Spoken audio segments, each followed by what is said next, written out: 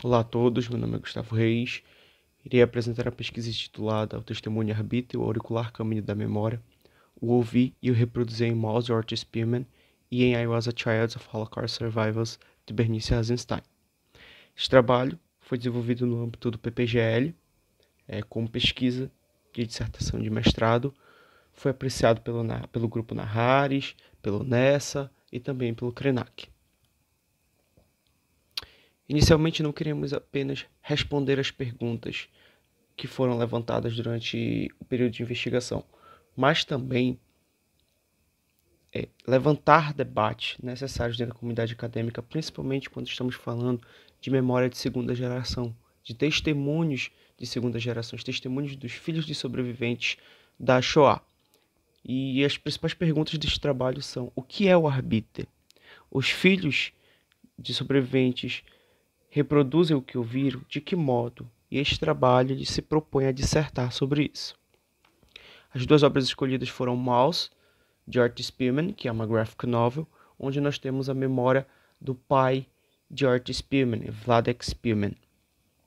E I Was a Child of Holocaust Survivors, de Bernice Eisenstein, uma escritora canadense. Aqui nós temos um testemunho ilustrado e a memória da autora enquanto filha de sobrevivente, onde ela reconstrói as memórias de seu pai. Inicialmente visamos delimitar os caminhos do testemunho. Nós trazemos à tona algumas pesquisas relacionadas à memória, que é onde se iniciam os estudos de testemunho. Da memória até chegar ao testemunho, nós temos Legoff, que fala sobre o ato da memória ser crucial. Ou seja, é crucial relembrar, é crucial ter memória dos eventos que foram vividos.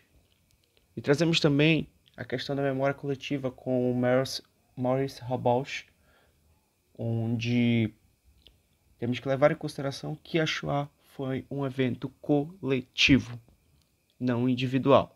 Apesar da memória coletiva ser uma interseção, como podemos observar na imagem, das relações de grupo, da memória individual e das similaridades. A memória coletiva ela está ali naquele centro onde se produz essas construções, essas representações relacionadas a um evento coletivo. Ainda nos caminhos do testemunho, temos que entender o que é o testemunho.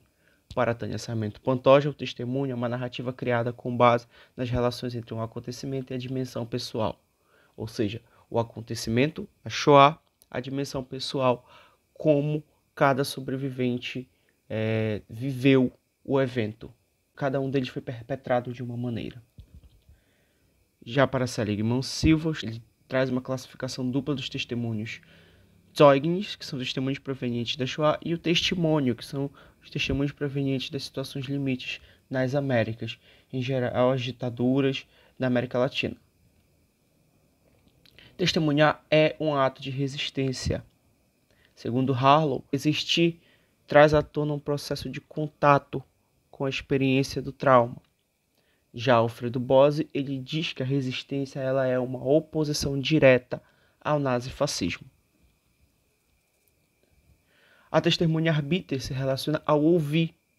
O ouvir, aqui nessa pesquisa tratamos o ouvir como uma experiência testemunhal. Não o testemunho apenas como testis, que é ver, e superstis, que é sobreviver, mas o testemunho como uma experiência. O arbítrio é a testemunha relacionada ao ouvir. Para Benveniste, a diferença entre testis e arbítrio é que o testis ele tem a visão de tudo e ele pode ser visto dentro do testemunho. Ele consegue ser visto pelas partes. O arbítrio não. Ele está lá sem ser visto. Porque ele é essa memória auricular. Neste sentido, o árbitro, o juiz, na condição de testemunha auricular, conhece o fato somente graças aos testemunhos primários do que vê ou vive. Isso é o que nos diz o professor Augusto Sarmento Pantoja. Trouxe algo muito interessante, que é essa imagem que nós temos no livro da Bernice Eisenstein, que é justamente onde ela diz que ela está perdida nas memórias. E essa imagem é uma referência bem clara ao pensador da Auguste Rodin, onde na pedra em que ela se apoia, em que ela pensa, estar perdida nas memórias que não são suas, mas que ao mesmo tempo são, já que ela faz a experiência do ouvir e também, estando presente dentro da comunidade judaica, ela monta uma pedra que tem diversas palavras que aparentemente podem ser soltas, mas que também se relacionam a diversas experiências relacionadas aos campos de concentração. Algumas dessas palavras se relacionam diretamente à memória. Aqui temos também a dúvida da compreensão, onde em um determinado momento de Maus, Art Spiegelman começa a falar sobre ter dúvidas em como reproduzir a história do seu pai, sendo que essa história não é dele, mas do seu pai. Isso é algo muito comum dentro das duas obras. Eles fazem este caminho. Em ambas as obras nós temos a presença de um testemunho que relata a dor desses sobreviventes, dos seus pais, de modo diferente, claro, enquanto uma traz a narrativa ilustrada e coloca as suas memórias dentro do livro, que é a Bernice Eisenstein. O Art Spiegelman, ele foca na graphic novel e foca no que o seu pai diz a ele. E neste processo há as arbitrações, algumas coisas são retiradas da narrativa original, justamente para que haja a adaptação nesses dois gêneros.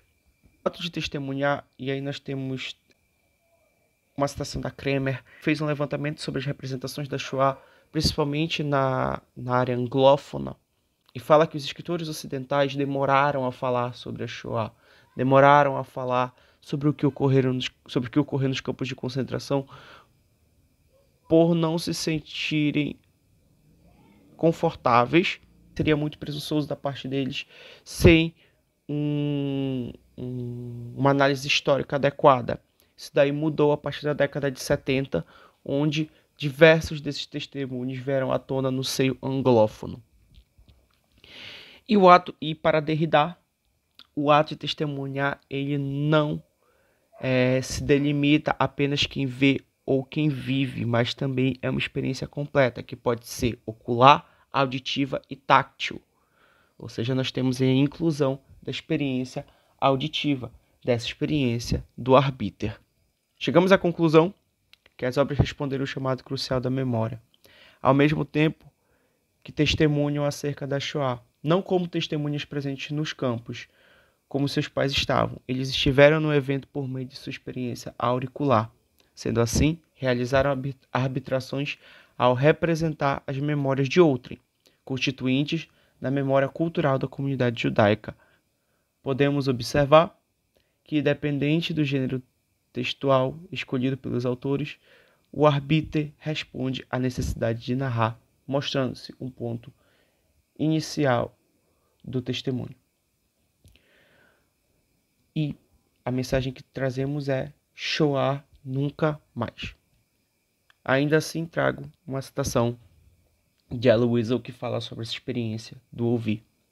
Alguns estudantes me perguntaram o que irá acontecer quando todos os sobreviventes se foram. E a minha resposta foi: ouvir uma testemunha é se tornar uma testemunha. Temos aqui as referências. Muito obrigado.